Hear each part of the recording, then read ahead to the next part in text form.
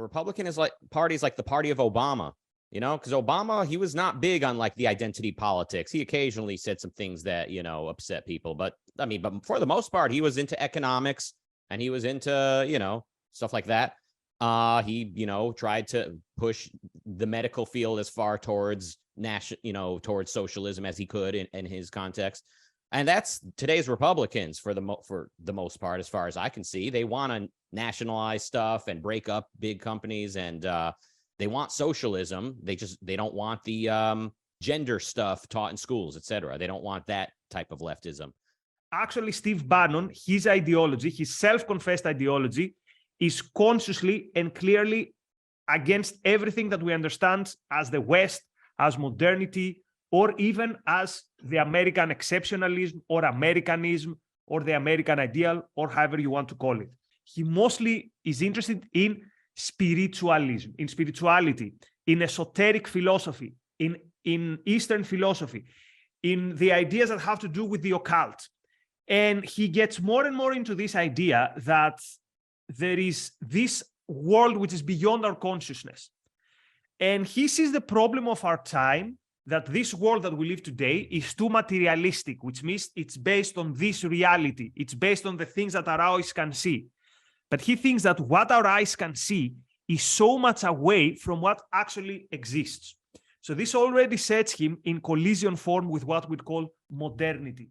I'd prefer that it not matter who wins the election, because I'd prefer that they have so little power over us that it doesn't matter. I'm blue skying it, obviously, but I would love to have philosophical agreement over what it is that government can and should do. And then the only question in terms of votes is what approach do you want to take to accomplish that, as opposed to what should we be accomplishing?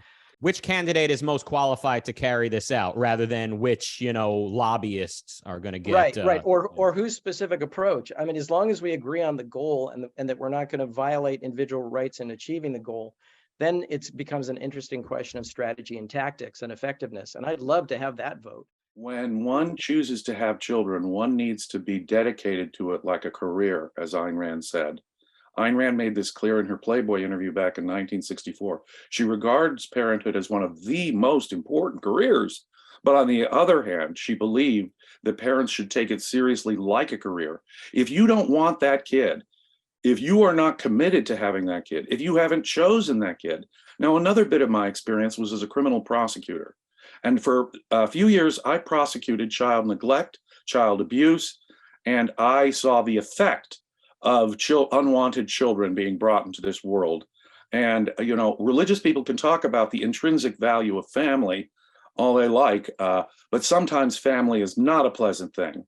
As much as family can be a wonderful thing, a family can be a trap that children need to escape from, a trap of physical or psychological abuse or neglect that they need to get the hell out of. Now, why should we conserve, though? Why is conserving and why is keeping alive the traditions of the past important for national conservatives?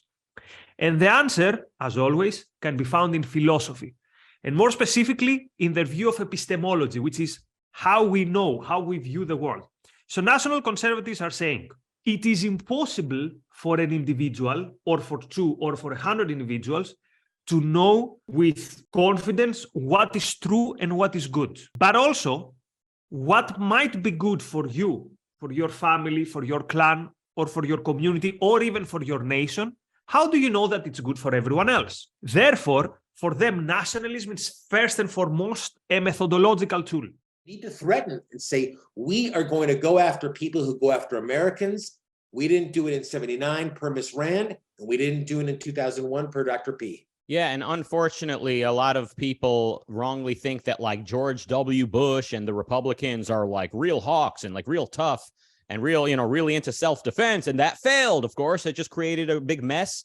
And the best thing America could do is just build a wall around America, and every other country can just close their borders as well and be, homogenous and live in stagnation. That's what the populist right has basically come up with as a response to the Islamic threat. And it's amazing the power of philosophy. we see every step of the way. So like multiculturalism, right? We can't judge a different culture. It's just their culture. So we can't judge people threatening our lives and liberty and property over there or anywhere.